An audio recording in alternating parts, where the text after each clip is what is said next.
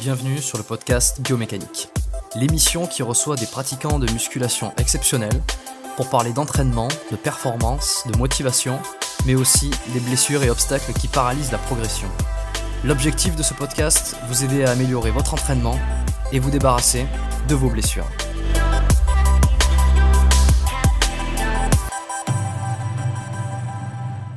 Dans ce troisième épisode, je reçois Raphaël Audemars, plus connu sous le nom de Raphaël Fitness sur les réseaux. Alors Raphaël se découvre une passion pour la musculation et la préparation physique dès l'âge de 17 ans. Il décide peu de temps après de devenir entraîneur personnel dans le but de préparer des athlètes de haut niveau, notamment dans son sport de prédilection qui est le basket, mais il choisira finalement de pivoter vers un autre type de clientèle. Alors après ses études, il décide de profiter de sa double citoyenneté pour venir au Canada. Quelques années plus tard, Raphaël est entraîneur personnel à Montréal, dans un gym, et son succès l'amène à référer certaines demandes et certains clients à des collègues. Alors son approche dans l'entraînement privé, elle est unique, et sa vision du coaching ne se limite pas uniquement à compter les répétitions, à être présent lors d'une session sportive. Il tisse des liens particuliers avec ses clients, il essaye de les accompagner au plus près dans la réalisation de leurs objectifs. Il essaye aussi de révéler les vraies motivations, ce qu'il appelle les motivations intrinsèques, pour les aider au maximum à avoir des résultats rapides et durables. Et dans cet épisode, on va voir justement quelle est cette méthode, cette façon qu'il a de coacher.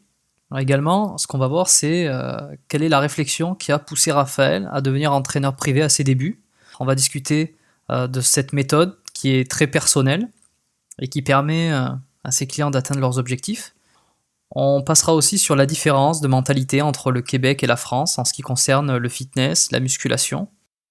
Il va nous parler des différents facteurs psychologiques qui peuvent vous empêcher d'aller en salle de sport, d'aller faire votre activité. Comment trouver sa vraie motivation, ce qu'il appelle une motivation intrinsèque. Ensuite, en termes de blessures, quel est le risque pour votre dos en cas de surpoids, notamment si vous avez de la graisse qui se répartit plus sur le ventre. Nous allons voir également un petit modèle d'entraînement, brûleur de graisse, en seulement 45 minutes. Comment avoir une diète qui reste saine, même si vous n'avez pas le temps de vous faire à manger, que vous n'avez pas le temps de cuisiner. Et Raphaël va nous partager une technique plutôt astucieuse, que j'ai appelée la technique des dates, pour éviter les craquages alimentaires, en plein milieu de journée par exemple. Sur ce, je vous laisse avec la discussion que j'ai eue avec Raphaël. Et quant à nous, on se retrouve à la fin de cet épisode. Raphaël, bonjour. Salut Jérôme. Bienvenue sur le podcast Biomécanique. Ça me fait super plaisir de te recevoir aujourd'hui. Merci beaucoup. Est-ce que, dans une première question, est-ce que tu pourrais nous dire la première fois que tu sais que tu es rentré dans un gym ou une salle de sport? Est-ce que tu t'en souviens? Première fois, à mon avis, ça devait être... je devais être en première. Ouais, première, autour de 16 ans, 17 ans à peu près, je pense. Ouais, c'est ça. J'étais dispensé de sport suite à une opération du genou. J'ai eu les ligaments croisés. Et après ça, j'ai dû faire un peu de rééducation. Et puis, c'est là la première fois où je me suis inscrit dans une salle de sport. Ouais, c'est donc en fait, tu as été contraint plus qu'un choix personnel finalement, à ce moment-là. Oui et non, parce que j'ai toujours fait des pompes, des tractions, j'ai toujours été super actif, super sportif. Donc ça m'a toujours attiré. Mais de là à, tu sais, quand on est adolescent, plus jeune, on fait souvent le sport du village. Moi, le sport du village, c'était le basket. Puis j'ai eu une grande passion pour ça, donc j'ai beaucoup joué au basket.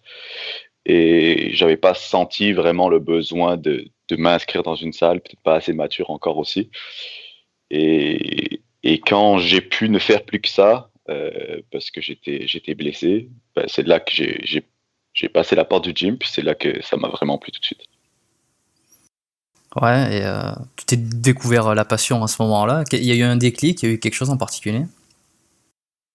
Je te dirais la progression, puis le fait que moi, j'ai toujours été très sérieux dans le sport, plus sérieux dans le sport qu'à l'école, tu vois?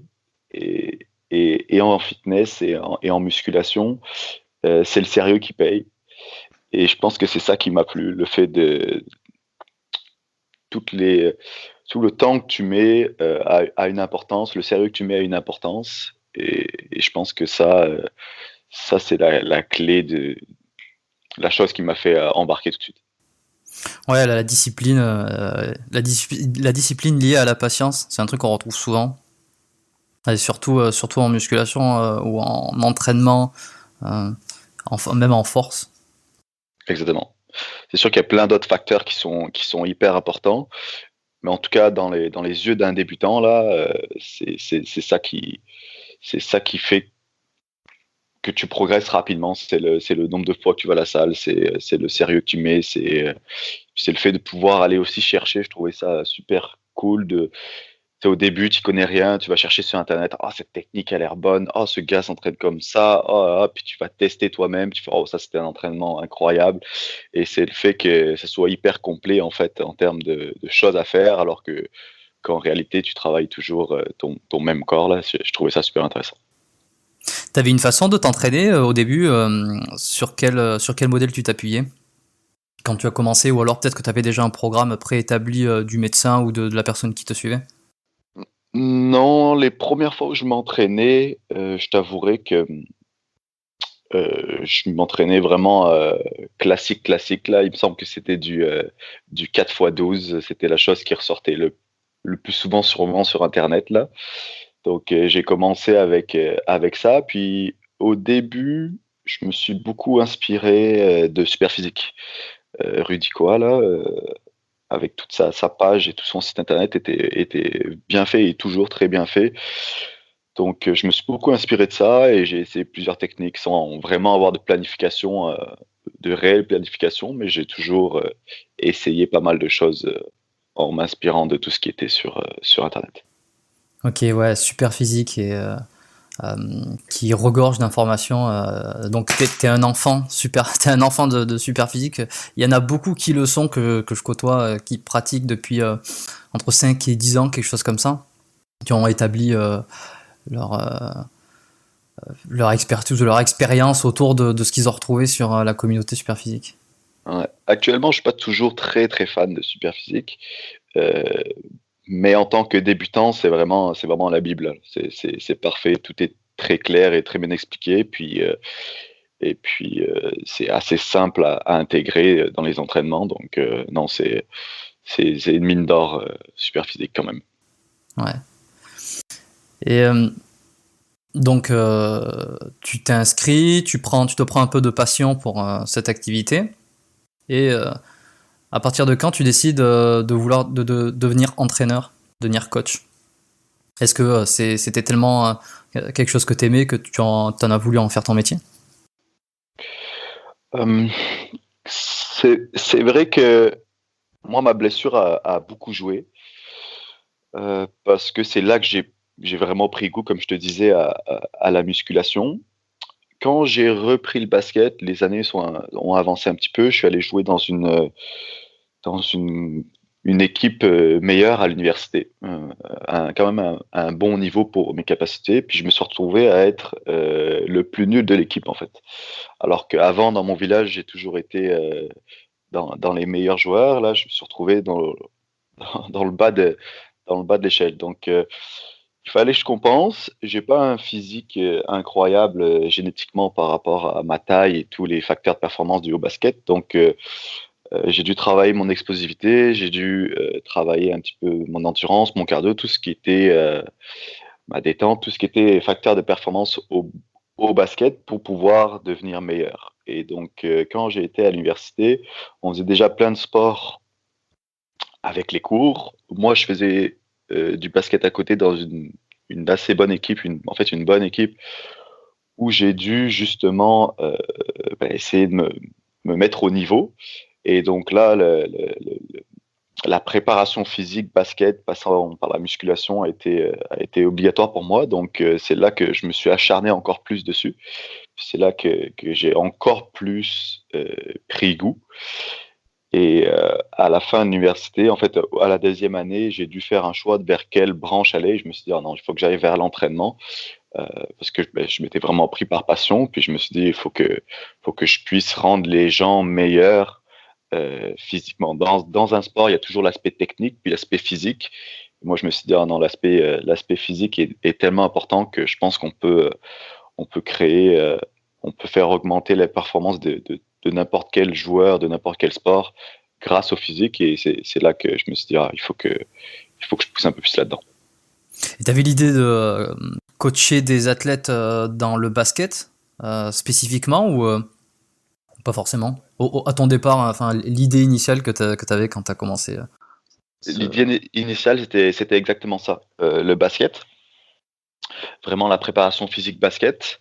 D'ailleurs, j'ai fait tous mes stages là-dedans. J'ai coaché comme coach principal de l'équipe, mais j'ai comme créé un petit stage où je secondais un coach, puis je m'occupais de tout l'aspect préparation physique, puis, euh, puis l'aspect justement développement des capacités de performance physique.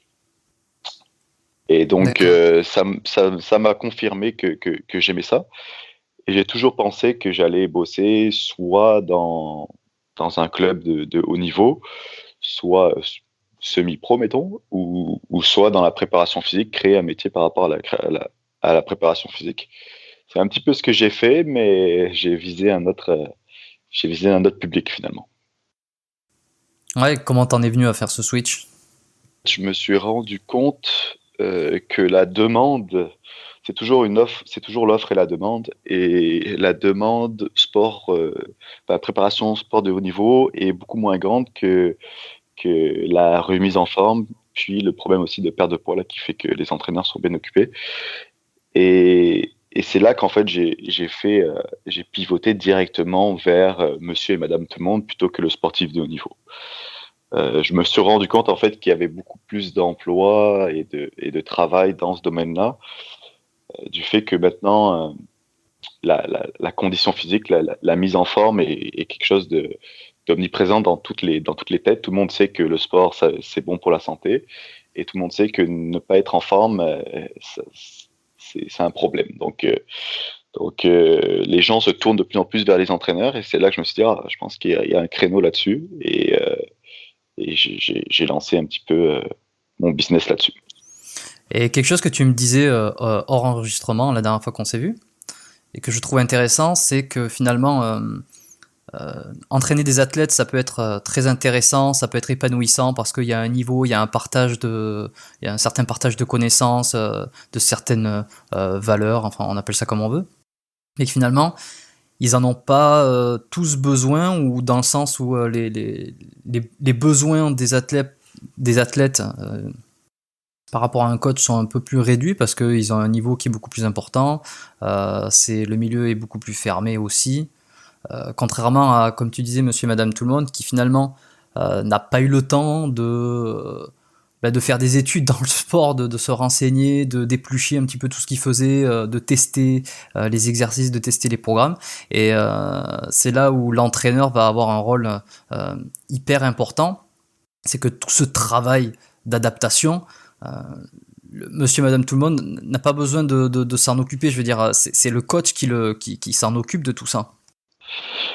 C'est sûr que l'impact est beaucoup moins grand dans le sens où euh,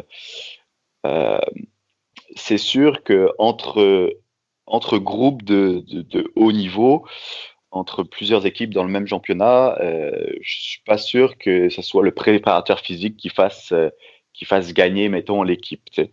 Il y a vraiment un aspect aussi technique, stratégique. Donc, t'as un impact énorme, ça c'est sûr. Notamment en prévention de blessures, puis hors saison en augmentation de performance.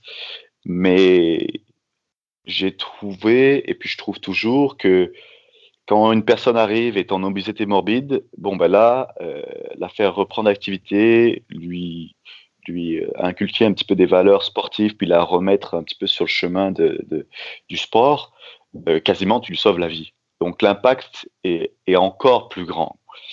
Et ça, c'est sûr que en fait, pas ça vaut la peine, mais la mission est différente.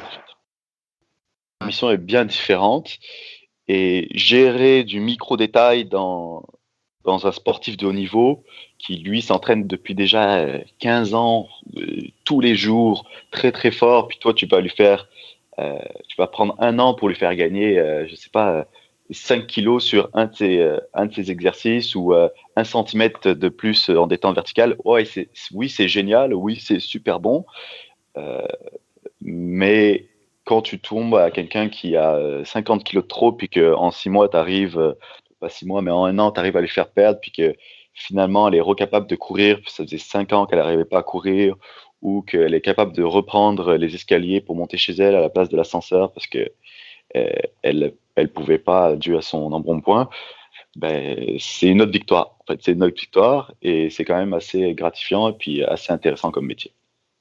Ouais, il y a vraiment un résultat qui est quantifiable d'un point de vue physique, performance psychologique, un vrai accompagnement qui va au-delà juste de la toute petite statistique de performance ou d'amélioration. Ça englobe beaucoup plus la personne et l'ensemble. Ben, c'est vraiment différent en fait. Je te dirais c'est deux métiers complètement différents parce que c'est très très gratifiant quand même d'arriver à faire évoluer des joueurs, des sportifs de haut niveau. C'est vraiment une super mission. Puis j'adore ça. Puis j'adorerais ça toute ma vie, ça c'est sûr. Mais c'est un autre métier complètement où tu es plus dans la mise en œuvre de quelqu'un qui est débutant ou de gérer quelqu'un qui est très confirmé, tu veux le rendre encore plus confirmé. La mission est vraiment différente. Et moi, actuellement, dans cette période de ma vie actuelle, là, j'ai fait le choix d'aller aider un petit peu les personnes qui ont zéro repère. Tu as commencé tes études, enfin tu as fait tes études en France, Oui. tu as commencé à travailler en France et ensuite tu as décidé de venir au Canada. En fait, j'ai jamais travaillé en France dans mon domaine, finalement. Parce que D'accord. j'ai fini mes études en mai 2016 et en juin 2016, j'étais au Canada. Donc, le peu de travail que j'ai fait en France était soit pas lié à la préparation physique, soit c'était des stages. Donc, je ne considère pas avoir travaillé en France. J'ai directement travaillé au Canada, finalement. Ok, pour quelle raison t'es directement parti? Premièrement, l'aventure. J'étais venu 3 mois en vacances, un petit peu à l'aventure avec des amis en 2014. J'avais beaucoup aimé ça. Et puis, j'ai la chance d'avoir une mère québécoise, donc j'ai la double citoyenneté, la double nationalité, ce qui fait que pour moi, les papiers étaient très faciles à obtenir. Je suis déjà arrivé avec mon passeport. Donc, je me suis dit, c'est quand même bête de pas aller profiter de ça. Et donc, à l'origine, j'étais parti pour faire une autre formation en naturopathie. Et c'est ce que j'ai commencé à faire en arrivant, en fait. Mais il fallait bien que je vive un petit peu, alors je me suis dit, je vais me trouver un petit travail, un petit job. Et, euh, et en fait, j'ai commencé avec un partenaire que j'ai toujours actuellement dans l'entraînement privé, donc pour monsieur et madame tout le monde. Et en fait, ça a tout de suite bien marché. Puis de fil en aiguille, j'ai continué, mon business s'est développé. Puis actuellement, j'y suis encore dessus, quoi. Même si t'as pas travaillé en France, tu as quand même côtoyé différents sportifs en France, tu es allé dans plusieurs salles de sport. Est-ce que tu as remarqué des différences particulières dans la manière de s'entraîner, de faire des exercices, de voir le sport, des choses qui t'ont marqué, de différence entre la France et le Québec en tout cas? Euh, je trouve que je pense qu'il y a un petit peu d'avance. Je pense au Québec dans le sens où ils sont beaucoup inspirés des États-Unis, puis le gym dans les États-Unis, le fitness aux États-Unis prend une grande place. Je pense qu'ils sont un petit peu en avance en termes d'infrastructure et puis et puis de monde dans le sens où quasiment tous les Québécois ont mis les pieds une fois dans un gym ou déjà des abonnements.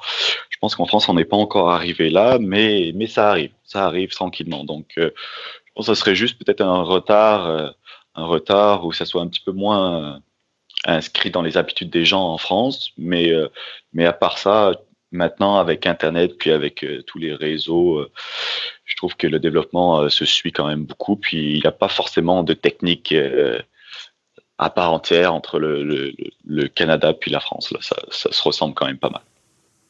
Ouais, c'est vrai qu'en France, ça commence à venir pas mal. Il y a toutes les chaînes, il y a les fitness parks, les Basic Fit, tout ça qui ont explosé ces dernières années, les chaînes de musculation low cost. Donc ça aide pas mal à la propagation du fitness. Ouais, Pour un bien ou pour un mal, ça dépend parce que tu sais, il y a toujours les à côté aussi. oui, c'est sûr. Mais ce que je retrouve surtout, c'est la mentalité. Comme tu disais, tous les Québécois ont au moins mis une fois les pieds dans un gym, ce qui n'est pas encore le cas en France. Et même la façon de voir le sport où c'est beaucoup moins marginal. C'est-à-dire que, pour prendre un exemple, tu peux très bien sortir ton shaker de whey dans la rue. Oui, Il y a personne qui va te regarder bizarrement. Il y a des chaînes de café ici, notamment le Second Cup pour pas le nommer, qui est une chaîne pour ceux qui savent pas, une chaîne de café uniquement au Québec, je crois, un peu comme un Starbucks, mais uniquement ici. Ils proposent de la whey dans leur plat, enfin dans leur boisson. Il y a de la whey. Tu peux rajouter de la whey dans un café, dans un shake ou quoi. Ça, je trouve que c'est un truc qu'il n'y a pas en France du tout. Ouais. Tu vas dans un café, tu demandes de la whey, on sait pas de quoi tu parles. non, c'est ça. Non, c'est un petit temps d'avance, mais tu vois, ça m'étonnerait pas que ça arrive assez rapidement en France là. Ouais. Euh, la rapidité, puis la facilité, c'est un petit peu le mot d'ordre en Amérique du Nord. Donc, ça m'étonne pas que tu retrouves de la whey assez rapidement. S'il suffit qu'on ait vanté un petit peu les bienfaits, puis la facilité d'utilisation, puis ça se retrouve facilement dans les commerces. Donc, non, ça m'étonnerait pas que ça, dans 5 ans, on s'en reparle, puis ça fonctionne en France, puis que ça se démocratise aussi. Ouais. Il y a quand même pas mal d'accès aussi à tout ce qui est junk food ici. Hein. Oui, Alors peut-être pas autant qu'aux États-Unis parce que là-bas c'est le top du top. Mais le sucre, le gras, je veux dire, il y en a pas mal. Hein. Enfin, on est à Montréal là, on y reviendra après, mais je veux dire, tu peux retrouver, voilà, si tu as envie de manger mal, tu vas pas avoir de problème là-dessus. Parallèlement, par rapport à ce que je retrouve moi, aux pratiquants qui s'entraînent, il y en a qui ont de très bonnes performances, qui ont des physiques assez incroyables pour certains, ou il y en a qui ont de bons physiques, mais en termes de body fat, euh, je trouve que ça correspond assez avec cette junk food qu'il y a partout. Il y a très peu de personnes qui sont sèches ou disons qui seraient entre du 10 et du 15% de masse grasse, je trouve. Je sais pas ce que t'en penses toi, qui est entraîneur, tu dois côtoyer ça tout le temps. euh, j'ai jamais fait attention parce que moi, je pense que ma clientèle reflète pas vraiment les gens qui vont dans les gyms justement. C'est plutôt des gens qui n'arrivent pas à aller dans le gym. Donc ma clientèle, je pense pas qu'elle est vraiment qu'on puisse s'appuyer là-dessus. Dans le gym, je n'ai pas trop remarqué ça, mais ça m'étonnerait pas dans le sens où c'est tellement accessible, comme tu disais, la junk et le sucre et le gras, c'est tellement accessible que c'est facile. C'est vraiment facile de prendre quelques kilos puis de prendre un petit peu de graisse, donc ça m'étonnerait pas. Moi, j'ai jamais fait trop le rapport par rapport à ça.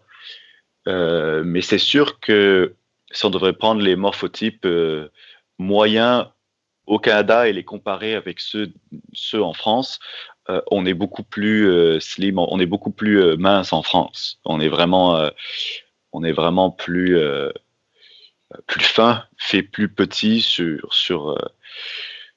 comparément à ici où les gens ont vraiment plus, c'est vrai, du gras, puis plus facilement un petit peu d'embonpoint. Je pense que tu pourrais faire une comparaison facile entre les tailles de vêtements. Si tu prends du S en France et tu prends du small ici, la taille est pas du tout la même, dû au fait que le small canadien, il est un peu plus large généralement que le small français. Donc ça, je pense que oui, c'est vraiment dû à la facilité de mauvaise nutrition. Là, c'est vraiment facile de manger mal au Canada. Et ça a un impact forcément sur le body fat, puis les gabarits, quoi. Hmm. Ok. Alors, aujourd'hui, tu es entraîneur personnel et kinésiologue. Ouais. à Montréal. Ouais. Alors la dernière fois qu'on a discuté, tu avais une vision qui était vraiment très humaine et personnelle hein, dans l'accompagnement de tes clients. Est-ce que tu peux nous en dire un peu plus sur comment tu vois le coaching finalement? Parce que là, on parle de monsieur et madame tout le monde et c'était intéressant ce que tu as dit, qui ne fréquentent pas forcément les gyms, et toi, justement, tu es là pour essayer de les remettre en forme, de leur faire atteindre les objectifs. Et comment tu t'y prends? En fait, moi, il faut bien savoir que les gens qui viennent me voir, en grande partie, c'est pas tous, mais la majorité, la grande majorité, sont des gens qui n'arrivent pas à aller tout seuls à la salle de sport. Il y a plusieurs facteurs, soit la motivation, soit ils ne savent pas quoi faire, soit ils pensent qu'ils peuvent pas y arriver, soit ils sont démotivés, puis ils abandonnent tout de suite. Donc moi, c'est ce genre de clientèle que j'attire. Et il y a plusieurs types de coachs, puis moi je pense que je fais partie d'une catégorie. Moi, je pourrais m'appeler le coach paternel, c'est-à-dire que je couvre beaucoup la clientèle. Je suis très très proche, dans le sens où on a plus une relation, disons, euh, amicale, comme si on était des amis, plutôt qu'un coach vraiment, j'allais dire dictateur, mais vraiment professionnel, où je fais mon métier d'entraîneur, puis ça s'arrête ici. Moi, avec ma clientèle, je pourrais pas être juste le coach. Oui, tu arrives là, tu fais ça, ça, ça, ça, sans amener un petit peu le côté social et les comprendre et les accompagner comme si j'étais un petit peu leur guide et leurs amis, parce que sinon, ils se retrouveraient pas en fait. Ils viennent pas me voir pour justement mon côté professionnel. Enfin, oui quand même, mais c'est le fait que j'arrive à créer une relation, puis qu'ils se sentent bien, puis qu'ils sentent qu'on avance quand même ensemble. Il y a le côté psychologique qui rentre en jeu. Et moi, je pense que c'est ça un petit peu qui fait que ça fonctionne et que les gens restent et ont des résultats, parce que c'est vraiment un travail de long terme avec moi. Malheureusement, généralement, les gens qui arrivent et qui ont, je sais pas, un 20 kilos à perdre, je peux pas faire des miracles non plus. Et si eux sont jamais arrivés à le faire tout seuls, ça va être compliqué. Donc, c'est vraiment sur le long terme qu'on va arriver à avoir de bons résultats. Et pour arriver à ce long terme, je peux pas rester juste l'entraîneur professionnel qui parle à peine et puis qui juste montre, pointe du doigt, tu fais cet exercice, et puis après tu fais celui-ci, et puis celui-ci. Donc je suis obligé de créer quand même une certaine proximité avec mes clients, puis je pense que c'est ça qui fait que ça fonctionne tout de suite. Parce qu'on crée des liens, eux ils ont confiance en moi, moi je leur fais confiance, j'arrive à comprendre qu'est-ce qu'ils ressentent, qu'est-ce qui fait qu'ils en sont là, et on avance avec ça, et actuellement ça fonctionne très très bien. Comment tu t'en es rendu compte que cet aspect social et de tisser des liens était bien plus efficace que uniquement un rôle professionnel? C'est pas vraiment une découverte, c'est un peu juste ma façon de faire. Et cette façon de faire, je me suis rendu compte que pas tout le monde ne l'utilisait et que ça marchait bien pour moi et des fois moins bien pour les autres. Donc je me suis vraiment rendu compte que en fait, c'était un peu de la chance finalement. C'est ma personnalité fait que je suis pas capable, moi, d'être vraiment professionnel. Et quand j'entraînais des jeunes au basket, et ben c'était la même chose. Donc j'ai toujours été très paternel, encore une fois. Et en fait, j'ai juste été moi-même, mais ça correspond vraiment bien à ce que les gens recherchent, en fait. Et je me suis comparé à plusieurs coachs, et puis je pense que ma façon naturelle d'entraîner euh, plaît beaucoup aux gens, parce que justement on crée une proximité et tout ça. Et dans l'entraînement personnel, les gens recherchent quand même plus quelque chose comme ça. Plus un lien social, presque amical finalement, parce que ils vont déjà, rien que le fait de se mettre à nu à côté de toi, je veux dire, ils vont suer, ils vont se dépasser, leurs performances, elles sont ce qu'elles sont. C'est des personnes qui, j'imagine, n'ont pas une grande confiance, peut-être quand ils se présentent à toi pour la première fois.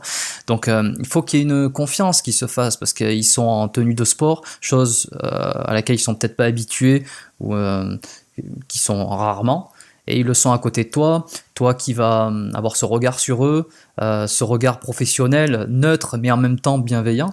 Il faut qu'il y ait une confiance, il faut qu'ils puissent euh, avoir envie de revenir, avoir envie d'affronter, entre guillemets, ton regard, tes conseils, et pour aller au devant, quoi. Exactement. Puis je pense aussi que ma clientèle n'est pas une clientèle qui arrive à aller au gym tout seul. Donc c'est pas une partie de plaisir. Moi, mettons, nous on est des passionnés, on aime ça, on aime les gros entraînements, on aime travailler fort. Ma clientèle, c'est pas ça du tout là. Il y a la plupart viennent au sport parce qu'on leur a dit, hey, si tu veux garder la santé là, il faut vraiment que tu fasses quelque chose. Donc si quand ils viennent au sport, c'est militaire et que c'est super dur et puis qu'ils prennent zéro plaisir, ça fonctionnera pas là. Mais s'ils viennent puis que on a plein de choses à se dire, mais on travaille en même temps, on tisse une amitié, on rigole, et ben l'expérience est beaucoup plus intéressante et beaucoup plus agréable. Et c'est ça, je pense, qui fait que on avance à notre rythme. Du coup, vu que ça plaît, on s'amuse un petit peu, c'est ludique. Les gens continuent sur le long terme et c'est le long terme qui fait les résultats. Donc, une fois que les résultats arrivent, ben, la motivation continue, augmente, puis on avance comme ça. C'est quoi les objectifs que les gens veulent atteindre? Est-ce que c'est voir ses abdos? Est-ce que c'est perdre tant de livres? C'est prendre du muscle? Ce que tu retrouves, toi, dans ta clientèle? Euh, je t'avouerai que c'est plus un poids à retrouver. Mettons, j'ai un petit peu de tout, mais j'ai la femme, crise de la quarantaine, qui a pris quelques livres et puis qui se dit, oh non, non, moi, j'étais bien à tel, à tel, à tel poids, donc je voudrais le retrouver. J'ai aussi le papa de 30 ans qui dit, oh là, je viens d'avoir des enfants, ils vont grandir bientôt, je veux aller jouer au ballon avec eux, je veux pouvoir courir, je veux être en forme, donc ok, je me reprends un petit peu en main. Il y a aussi le jeune de 20 ans qui se trouve un petit peu trop mince et qui voudrait prendre un petit peu de muscle. Donc j'ai un petit peu tous les cas, mais en grande partie, ça serait des pertes de poids et pas forcément vers les abdos, mais ouais, j'aimerais retrouver ce poids-là maintenant. Ceux qui ont du mal, parce que j'imagine que tu as des personnes qui ont, comme tu dis là, qui ont fait plusieurs tests, qui ont essayé de se mettre au sport, qui se sont peut-être inscrits dans un gym, dans The Gym il y a 6 mois, il y a un an, ils ont laissé tomber, ils ont essayé de commencer une diète, ils sont pas arrivés, et puis un jour ils se sont dit, bon, je commence un entraînement privé, un accompagnement pour atteindre mes objectifs. C'est quoi les premiers mots que tu vas avoir pour les motiver? Parce que bon, déjà, ils ont pris la décision de prendre un entraînement privé, ce qui est déjà ça, mais mis à part cette approche personnelle que tu as, un peu paternelle, comme tu dis, est-ce que tu arrives à déceler euh, les obstacles ou les manques de motivation, et qu'est-ce que tu peux dire à quelqu'un qui a du mal à se motiver? Bon, en fait, j'essaie d'abord de comprendre pourquoi il est là. Si c'est des raisons intrinsèques ou extrinsèques, si mettons c'est le petit jeune de 18 ans qui est envoyé par ses parents parce que ses parents le trouvent trop gros, là, ça va pas être la même approche que la personne qui, euh, qui se rend compte qu'elle est plus du tout en forme puis qui veut vraiment changer les choses par elle-même. Tu vois, c'est deux sortes de motivation, extrinsèque et intrinsèque. Quand c'est intrinsèque, c'est assez simple. C'est-à-dire que je vois qu'est-ce qu'ils veulent faire, je vois qu'est-ce qu'ils veulent, où ils veulent aller. Et puis ben, je leur maintiens cette motivation en leur répétant un petit peu, bah, écoute, si tu continues comme ça devrait arriver assez rapidement. Regarde, là, tu augmentes, on se rapproche. Puis je te dirais que les discours sont 100% positifs et du coup, ça maintient une bonne motivation. Quand c'est extrinsèque, là, c'est un petit peu plus compliqué. Quand c'est, mettons, une motivation extérieure qui vient pousser la personne à se retrouver dans mon service, là, c'est de tout de suite essayer de trouver qu'est-ce qui pourrait intéresser cette personne-là pour que ça devienne intrinsèque, pour que ça vienne d'elle, pour que ça devienne une motivation d'elle-même. Mettons, si la personne, je te donne l'exemple encore, la personne se fait amener par ses parents. Donc, petit jeune, 18 ans, il a un surpoids, ses parents veulent qu'il ait plus de surpoids. Bon, lui, il se retrouve là, mais il n'a pas forcément envie là. Il a fait aucune démarche pour être là, mais il est quand même là. oh, ben, c'est de trouver un petit peu sa formule à lui pour que quand ils viennent, ben, ils prennent un petit peu de plaisir, puis qu'ils soient contents, puis que les résultats, les résultats lui apportent quelque chose quand même. Euh, un cas que j'ai déjà eu, c'était ses parents qui envoyaient le jeune pour perdre du poids. Lui, le poids, il s'en foutait un petit peu. Mais par contre, quand on augmentait les performances, quand on augmentait les charges, ben bon, là, il était assez fier. Je lui disais, ah, tu vois, t'as vraiment bien augmenté sur cet exercice. En fait, t'as une bonne force et tout. C'est sûr que là, dans un mois, on arriverait à battre ce record, ce serait vraiment bon. Puis quand on battait ce record, bah, il était super fier de lui, puis il aimait ça. Donc là, je me suis dit, ok, lui, il faut que tout ce que je lui raconte, il faut que ça soit autour de ses performances, puis la perte de poids par rapport à ses parents qui, eux, veulent qu'il perde du poids, on s'en fout un petit peu. Donc c'est trouver qu'est-ce qui va valoriser la personne pour qu'elle se retrouve un petit peu dans l'entraînement. T'en penses quoi, toi, de l'ego là-dedans? Il y a une forme d'ego finalement. Est-ce que tu penses que c'est une bonne chose d'essayer de soulager, renforcer l'ego comme ça, que ce soit par des performances ou par un résultat, se sentir fier? J'aurais pas parlé d'ego, mais j'aurais plus parlé de satisfaction. On veut tous s'améliorer, que ce soit mentalement, développement personnel, dans nos vies de tous les jours. Donc, c'est juste montrer à la personne qu'elle est capable, en fait. Et de trouver, euh, pour faire augmenter l'estime de soi, il suffit de trouver qu'est-ce qui est important pour toi et de faire augmenter ce levier-là. Donc, moi, mon but, c'est ça, c'est de trouver qu'est-ce qui est important pour toi et puis ben, te montrer que tu es capable de t'améliorer dans ce domaine-là. Et au moins, quand tu t'améliores dans ce domaine-là, c'est important pour toi, ça augmente ton estime de toi, puis là, tout va bien. Donc, moi, c'est déceler un petit peu les personnes et déceler qu'est-ce qui est important pour eux. Parce que tu vois, mon petit jeune, lui, perd du poids, il s'en foutait complètement là.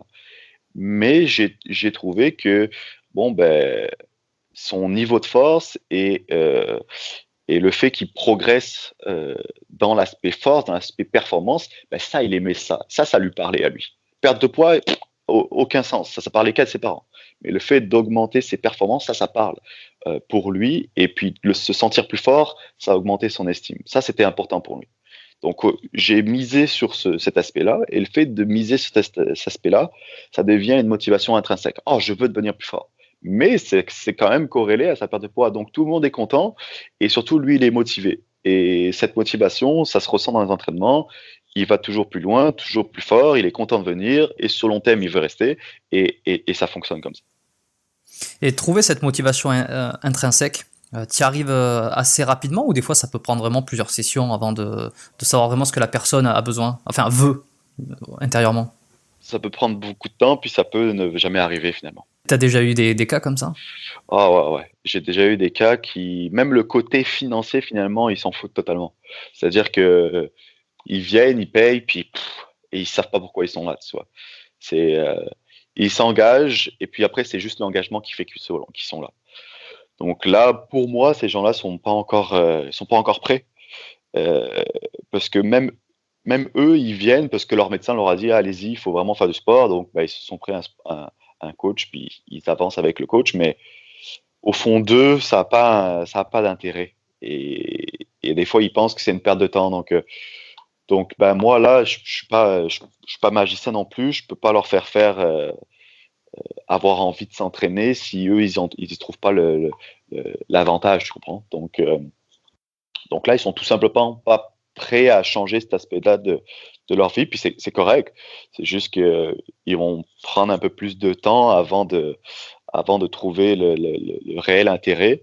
Et des fois, ça passe plus par un travail de leur côté que du mien, quoi. T'arrives à expliquer ou avoir des pistes de réflexion sur ça, que certaines personnes vont assez rapidement trouver un objectif intrinsèque comme ça, enfin une vraie raison personnelle, une envie, que certaines personnes vont le trouver rapidement, d'autres un petit peu plus éloignées, et que certaines personnes le trouvent jamais, comme tu dis là. Est-ce que tu as des pistes de réflexion sur certains antécédents, le travail, l'éducation, Comment ça se fait qu'il y a un tel écart sur différentes personnes? Après, c'est une question, moi, qui me passe par la tête, là.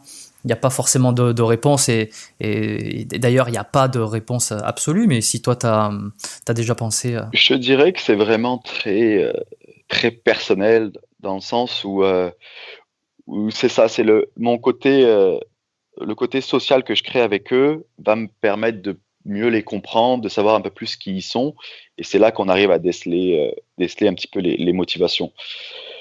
Le coach très dictateur et professionnel, lui, il va pas s'occuper de la personne, il va s'occuper uniquement de, de la performance, puis de ce côté-là où on regarde les stats, puis le côté humain, bah, c'est secondaire, c'est uniquement professionnel. Donc moi, j'arrive avec ma philosophie de coaching à déceler un petit peu qui sont les personnes avec qui j'interviens. Et c'est là que j'arrive à découvrir un petit peu, et selon les comportements, puis un petit peu les manières de penser, j'arrive à déceler.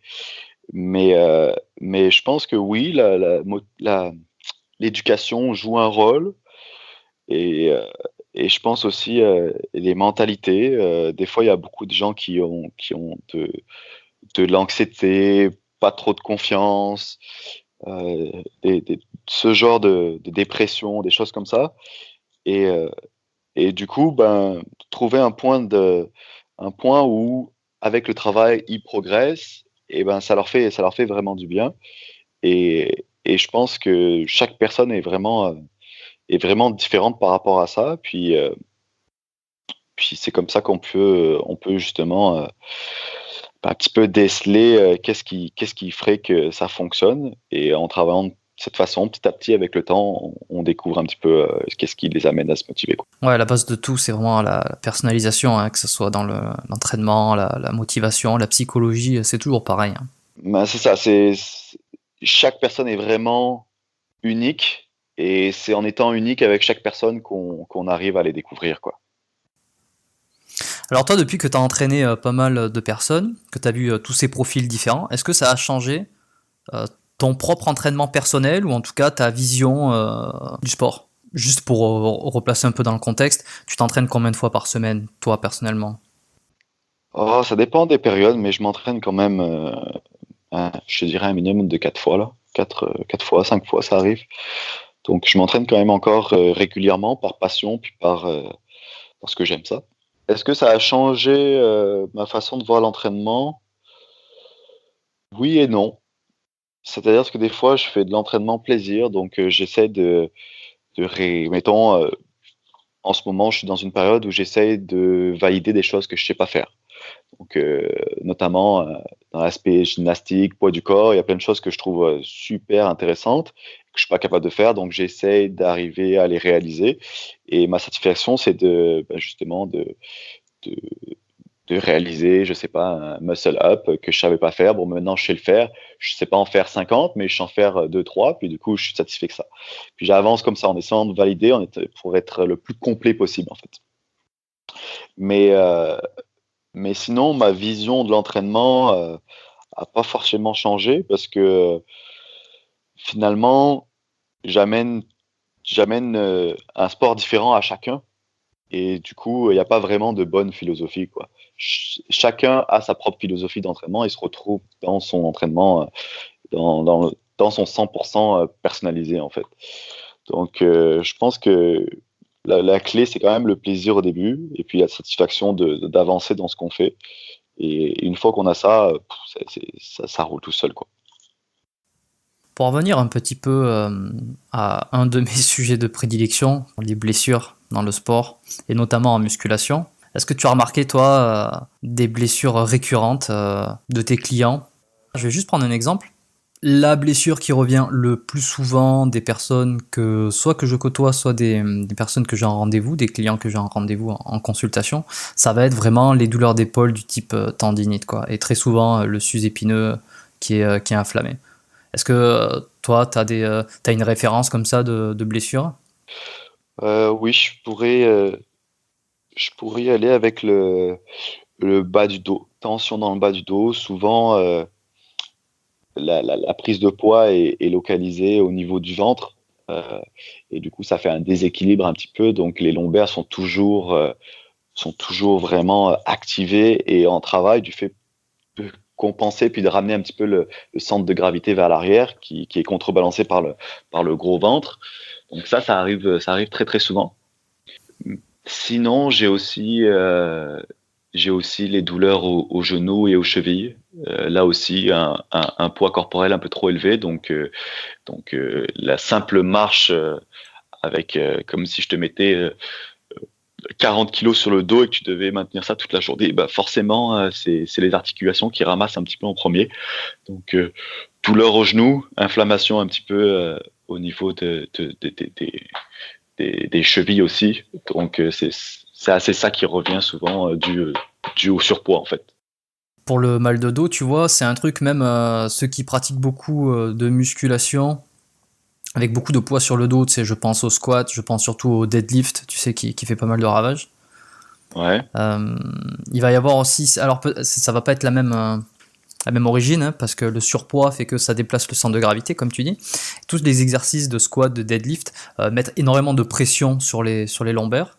Moi, ce que je préconise souvent sur les personnes qui mettent lourd, c'est de faire un peu de décompression. Alors après, faut être capable de se tenir avec les avant-bras, mais se suspendre à la barre fixe pour vraiment décomprimer un peu les lombaires, c'est vraiment quelque chose que je recommande. Ouais, je suis tout à fait d'accord avec toi. C'est ce que j'allais te dire. Moi, en décompression, j'utilise justement ça, l'ancrage sur une barre, puis on se laisse pendre. Ça fait toujours du bien, ça c'est sûr. Ouais. T'as pas de programme spécifique pour les personnes qui ont des douleurs du dos. J'imagine que quand ils ont perdu pas mal de poids, ça va de suite mieux. Exactement. Exactement. Ça va vraiment mieux quand ils perdent le poids. Généralement, ça se règle très facilement. Puis, on travaille quand même toute la ceinture abdominale et du coup, ça augmente un petit peu le maintien. Donc, perte de poids plus renforcement musculaire, généralement, c'est super efficace, quoi. Quelle est ton approche, toi, sur la perte de poids? Est-ce que tu es plus exercice cardiovasculaire Moi, ce que j'aime beaucoup, en fait, moi, mes entraînements durent environ 45 minutes. Donc, en 45 minutes, je veux qu'on perde le moins de temps possible. C'est-à-dire que je pourrais pas faire une séance de musculation où je prends des temps de récupération de 2,5, 3 minutes de récupération, ça marche pas parce que, écoute, on fait 6 séries, puis les 45 minutes sont passées quasiment. Donc ça fonctionnerait pas. Moi, ce que je fais en ce moment qui fonctionne très très bien, je trouve, ça serait un mélange d'intervalle et de musculation. Pour donner un exemple, je pars sur un 5 minutes, 30 secondes, un exercice très cardio, donc on va faire monter énormément la fréquence cardiaque, enchaîner tout de suite avec un exercice plus musculaire, où là on va aller chercher plus à stresser le muscle de façon intensive, mais qui va calmer un petit peu la fréquence cardiaque, ou du moins qui va garder un petit peu un niveau élevé sans être vraiment dans du cardio pur et dur. Et ça, enchaîné sans récupération sur un 5 minutes, 30 secondes l'un, 30 secondes l'autre, et puis on enchaîne comme ça. Ça fait de très bons résultats, on gagne beaucoup de temps, et puis on est allé chercher toutes les choses que je voulais travailler, autant musculaire, autant cardiovasculaire, et je trouve ça super intéressant. Derrière, tu leur mets une diète, un plan nutritionnel en place ou tu collabores avec quelqu'un, un nutritionniste par rapport à ça? Je m'occupe de ça aussi. Je m'occupe de ça aussi. J'ai travaillé justement sur une sorte de plan, rien à voir avec un régime, mais c'est vraiment, en gros, essayer de sensibiliser puis de les aider. Donc en fait, comment on fait?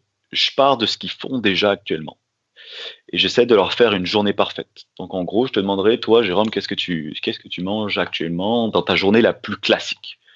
Tu vas tout me décrire. Moi, je vais prendre ça en note et je vais essayer de faire une estimation. J'ai tout plein de tableaux pour estimer en gros tes calories. Et puis dans les trois quarts du temps, bon, bah, la personne qui vient pour une perte de poids, elle est toujours au-dessus de ses calories de base. Donc elle est toujours supérieure. Donc à partir de là, on va essayer de trouver des astuces pour que on baisse un petit peu ce niveau, cet apport calorique. On remplace les mauvaises choses par des bonnes choses. et puis qu'on s'organise pour qu'elle, au cours de la journée, elle n'ait pas faim, que ça soit facile à réaliser pour elle aussi. Parce que souvent, c'est super bien de faire des super programmes où tu cuisines 3 repas par jour, super bon et tout. Mais les personnes qui ont pas le temps, puis qui arrivent pas à le prendre le temps aussi de cuisiner, qui ne savent pas cuisiner, c'est impossible pour eux. Donc on essaye de trouver, c'est pour ça que je me base toujours sur leur journée actuelle. Qu'est-ce qu'ils font déjà? Parce que c'est beaucoup plus facile de changer quelques détails dans ce qu'ils font déjà que de tout changer en entier.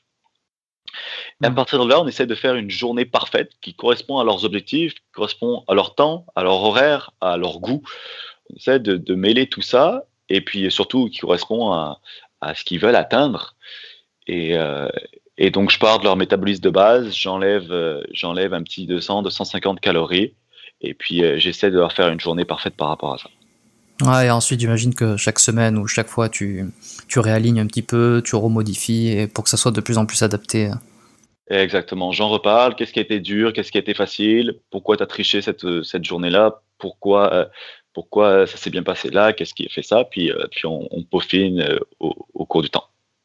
Pour toi, la triche, c'est un échec? Enfin, la triche, tu sais, le craquage, est-ce que... parce qu'il y a plusieurs visions sur ça, sur c'est pas grave de craquer, c'est grave de craquer, comment tu le vois, toi, ça?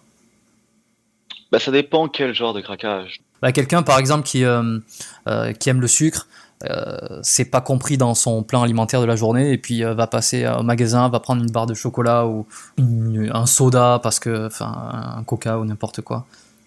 Alors, en fait, dans mon plan, j'essaie de prendre ça en considération, dans le sens où je pose un certain nombre de questions. Et si leur problème, c'est justement, bah, ton exemple, la barre de chocolat, j'aime beaucoup le sucre, puis quand je passe devant, j'arrive pas à empêcher.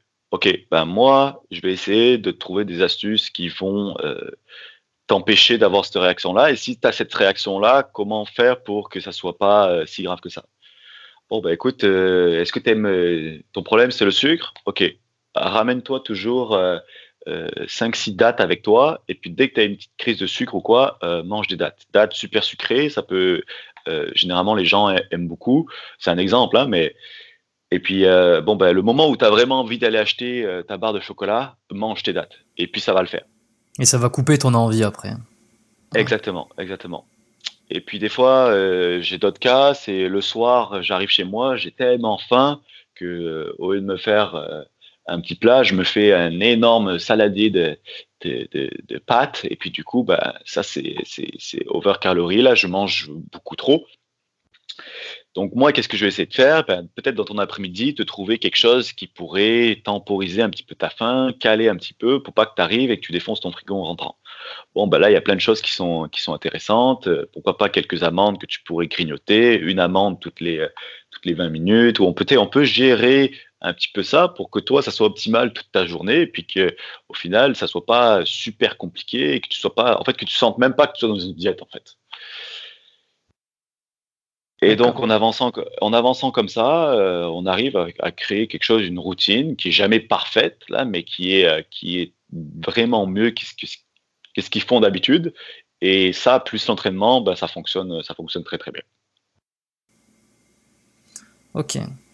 C'est quoi la chose, c'est pour passer un peu du coq à l'âne là, la chose que tu as réalisée dont tu es le plus fier jusqu'à aujourd'hui, que ce soit en sport ou dans ta vie personnelle en général, hein.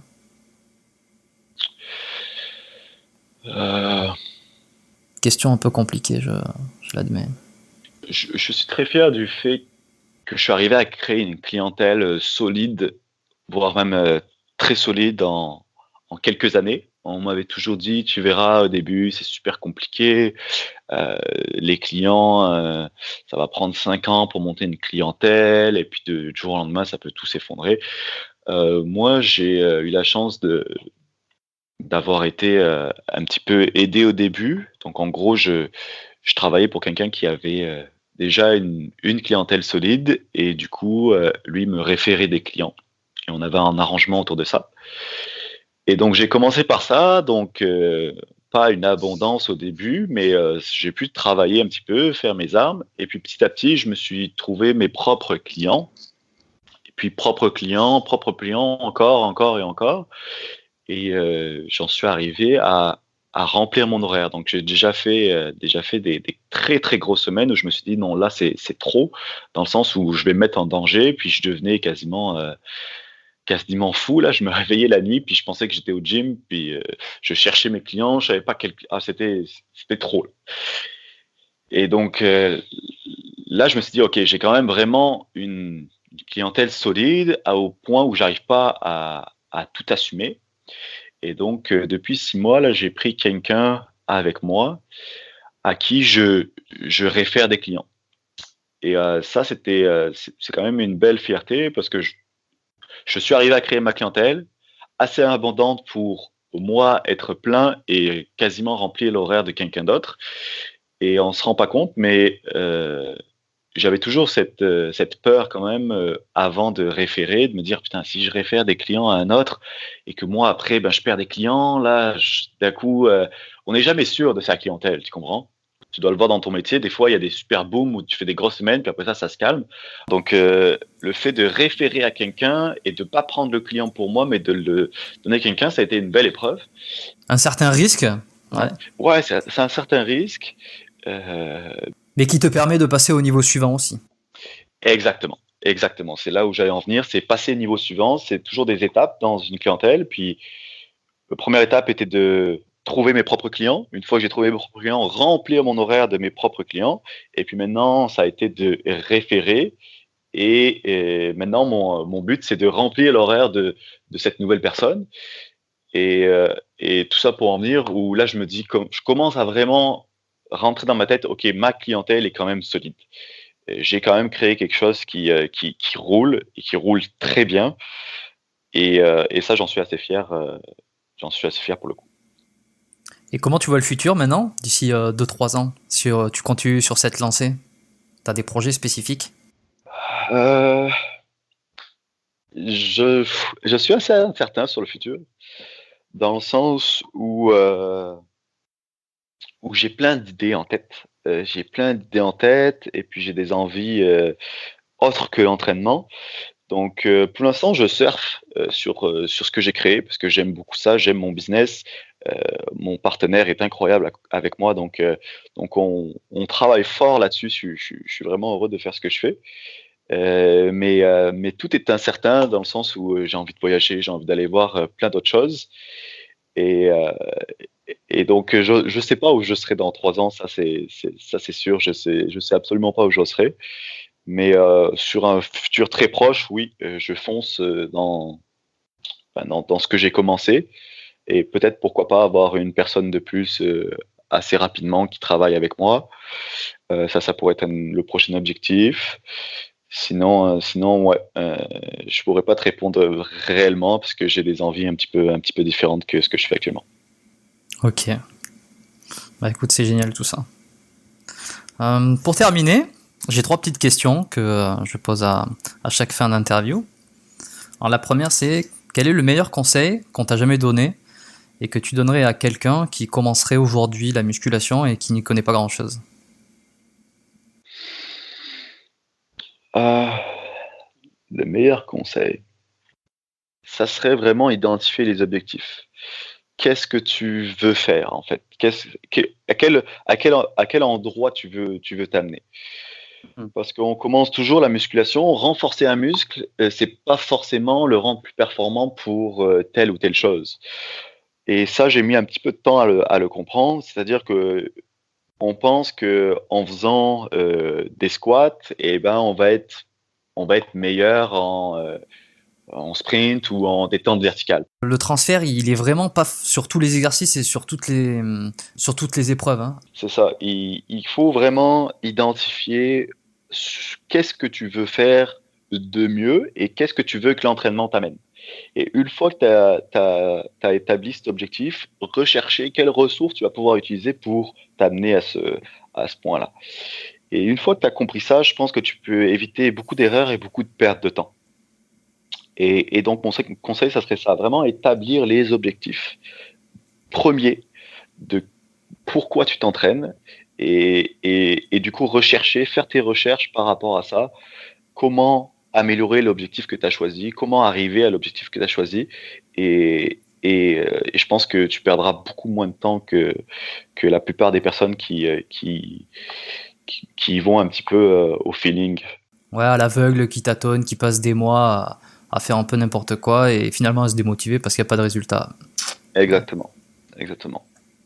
Deuxième question, que dirais-tu à quelqu'un qui vient de se blesser ou qui présente une douleur à l'entraînement? Premier réflexe, tu lui dis quoi? Tu sais quoi, je vais prendre un exemple simple. Il fait une série de bench press, de développé couché, une douleur à l'épaule. On ne sait pas exactement ce que c'est, que ça soit une déchirure, que ça soit une élongation du pec ou un problème sur la coiffe des rotateurs ou quoi. Boum, qu'est-ce que tu lui dis à ce moment-là? Bon, la première chose, ça va être d'identifier la blessure. Une fois que la blessure va être identifiée, ça va être identifier la cause. Parce que généralement, on se blesse jamais pour rien. Que ça soit, pour moi là, que ça soit mental euh, ou physique, il y a forcément une cause. Mettons, tu me parles de bench, la personne se blesse à l'épaule. Généralement, à tous les coups, ça va être le deltoïde antérieur. C'est souvent ce qui arrive. Peut-être que mon ami, tu fais peut-être un peu trop de bench, puis pas assez de tirage. Du coup, tes épaules sont toutes balancées vers l'avant, puis tu crées une tendinite, tu crées une déchirure ou quoi que ce soit. Donc, une fois qu'on a identifié la blessure, on va pouvoir identifier la cause. Et sur cette cause-là, on va pouvoir travailler pour justement que cette cause disparaisse, en fait, qu'on puisse justement euh, rééquilibrer pour plus que ça arrive. Je ne sais pas si j'ai été clair. C'est hyper clair puisque c'est exactement la même vision que j'ai. Hein. C'est rétablir un équilibre, trouver la cause. Voilà, c'est ça. C'est que les choses n'arrivent pas comme ça. Ça. Soit il y a vraiment des antécédents. Il y a une question de morphologie, il y a une question d'équilibre postural et ouais. Et pour aller plus loin, il y a aussi le côté mental. Des fois, on se blesse. C'est pas uniquement dû à l'aspect physique. L'aspect mental est aussi très important, dans le sens où, mettons, quelqu'un qui se blesse physiquement, ça peut venir aussi d'un ras-le-bol général, d'une fatigue. On parle souvent de fracture de fatigue. Généralement, le mental a une plus grande importance quasiment que le physique et l'état d'esprit aussi. Donc, faire attention à ça aussi, dans quel état on est mentalement et faire attention à la blessure que ça pourrait engendrer aussi. Le corps est juste une seule pièce et généralement le mental fait comprendre les choses par des blessures ou par des douleurs ou par d'autres choses. Donc pas négliger l'aspect mental puis comment on est justement en ce moment dans la tête là, c'est très important aussi. Ouais, l'état d'esprit, le moral. Et enfin, dernière petite question, est-ce qu'il y a une référence que tu recommandes, que ce soit un livre ou un coach ou peu importe, à quelqu'un qui souhaite améliorer ses connaissances dans le domaine de l'entraînement, du sport, ou même si tu as une autre référence en dehors du sport, hein, parce qu'on a beaucoup parlé de psychologie, de comportement, est-ce que tu as une référence que tu recommandes à ceux qui vont nous écouter? Moi, j'ai beaucoup aimé le livre La Bible de la préparation physique. D'accord. Je pourrais pas te dire l'auteur, mais je trouve qu'il y avait quand même tout et de façon assez ludique. Ça, c'est un bouquin que j'ai beaucoup aimé. Puis il parle justement de tous les aspects par rapport à l'objectif. Donc, c'est-à-dire qu'il parle de prise de masse musculaire, mais il parle aussi d'augmentation de la vitesse, de l'endurance, toutes ces choses-là, de la force. Donc, on peut vraiment, je rebondis un petit peu par rapport à tout à l'heure, mais choisir l'objectif qu'on veut développer, puis comprendre comment développer cet objectif-là. Donc, pour ça, c'est super important, c'est super intéressant. Je ne sais pas si ça serait assez facile à comprendre pour quelqu'un qui est vraiment débutant, mais je pense que ça vaut la peine quand même. Il y a un tableau récapitulatif à la fin là qui est quand même super intéressant. Et sinon, moi je trouve que le développement personnel est super intéressant et il suffit d'aller un petit peu sur les podcasts ou sur les vidéos YouTube là pour voir toutes sortes de bonnes choses. Je te dirais pas de nom particulier, mais Mais toujours pareil, chercher des réponses à tes questions en regardant des vidéos, ça peut être super intéressant. Ne fais pas ça toute ta journée, là, mais ça peut répondre à beaucoup de questions, pousser à la réflexion, puis trouver sa propre vérité aussi. Et s'identifier un petit peu par rapport à ça. Et je pense que je me suis mis un petit peu plus récemment là, et je trouve ça super intéressant. Donc pourquoi pas mêler ça aussi au développement personnel de tous les jours là. Je pense que c'est une bonne méthode.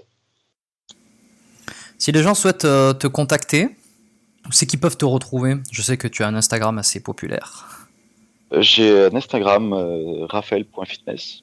J'ai aussi une page Facebook qui est Raphaël Fitness entraînement personnel. Et j'ai aussi un site internet qui est raphaël.fitness, www.raphaël.fitness. Donc allez voir ça. J'ai une rubrique blog. J'ai aussi des avant-après, autant sur mon Instagram que sur mon site que mon Facebook. Donc c'est ici. Toutes les questions sont les bienvenues. Je mettrai les trois liens. Si les gens veulent directement prendre contact avec toi, que ce soit pour un rendez-vous, pour un plan personnalisé, c'est directement sur ton site, j'imagine. L'Instagram, c'est plus pour s'ils veulent te suivre, voir quelques petites touches de conseils par-ci par-là. En fait, je m'occupe de les trois réseaux sont liés, donc peu importe la nature du réseau, là, il y a pas de problème. Ok, super. Est-ce qu'il y a une dernière chose que tu souhaiterais rajouter après toute cette grande discussion que tu souhaiterais mentionner avant de terminer? On a fait pas mal le tour de très beaux sujets là, donc si les gens ont d'autres questions, qu'ils n'hésitent pas, et puis on se fera un plaisir de répondre à tout ça. Super. Écoute, je te remercie d'être passé sur le podcast. Merci à toi, Jérôme. Et puis je te dis à la prochaine. C'est bon, on se recroise. Merci d'avoir écouté cet épisode jusqu'au bout. Alors si vous êtes à Montréal et que vous cherchez un entraîneur personnel, ou même si vous n'êtes pas à Montréal et que vous souhaitez suivre Raphaël sur les réseaux, je mettrai en description de l'épisode les liens mentionnés, donc la page Instagram, la page Facebook et le site internet de Raphaël Fitness. Si vous aimez le podcast Biomécanique et que vous souhaitez me le faire savoir, vous pouvez me laisser une petite évaluation 5 étoiles sur iTunes, ou si vous n'avez pas iTunes, simplement laisser un avis sur la plateforme de votre choix. Ça aide le podcast à mieux se classer, à être découvert par de nouvelles personnes, et ça m'aide aussi à produire de nouveaux épisodes, être plus régulier et avoir des invités de plus en plus prestigieux. Également, si cet épisode vous a plu et que vous voulez écouter les prochaines interviews qui sortiront, je vous invite à vous abonner au podcast pour être tenu au courant de la sortie des nouveaux épisodes. Et enfin, pour ceux d'entre vous qui pratiquent la musculation et qui souhaitent améliorer leur entraînement et se débarrasser de leurs blessures, j'envoie un email par semaine à ma liste de contacts. Dans ces mails, je vous donne des astuces, des conseils pour améliorer vos séances de musculation, et je vous aide à mieux comprendre tout ce qui est morphologie, mécanique du corps, pour que vous puissiez construire un entraînement personnalisé, améliorer vraiment votre récupération et guérir au plus vite de blessures. Ce sont mes emails privés. Si c'est quelque chose qui vous intéresse, vous pouvez vous y inscrire, c'est gratuit. Il suffit simplement de cliquer sur le lien dans les notes de l'émission pour accéder à la page d'inscription. Je vous remercie d'avoir été avec moi jusqu'à la fin. Et sur ce, je vous dis à très vite pour un prochain épisode du podcast Biomécanique.